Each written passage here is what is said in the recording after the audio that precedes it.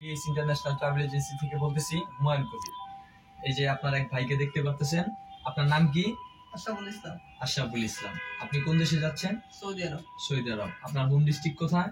ময়মনসিংহ। ময়মনসিংহ। উনি ময়মনসিংহ থেকে আমাদের কাছে এই বই জমা দিয়েছে সৌদি আরব যাওয়ার জন্য। তো আপনি কোন বিষয়ে যাচ্ছেন? Fire service. ফায়ার সার্ভিস বিষয় যাচ্ছে আর কি, বলদিয়া বিষয়, সরকারি কাজে উনি আর কি যাচ্ছেন।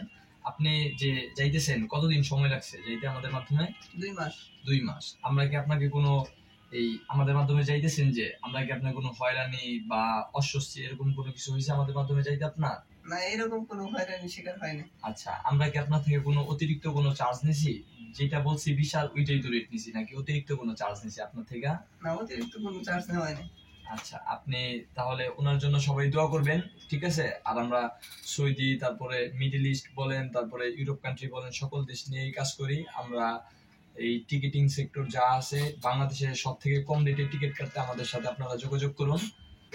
আমরা আপনাদেরকে সর্বোচ্চ সহযোগিতা করব বিশেষ সেবাটি দিতে। তো আর আশরাফুল ভাইয়ের জন্য দোয়া করবেন, উনি যেন সহি সালামতে যেন প্রবাস জীবনে ভালো থাকেন, সুস্থ থাকেন। আপনার ফ্লাইট কবে? দুপুর 2টা, রবিবার দুপুর 2টা।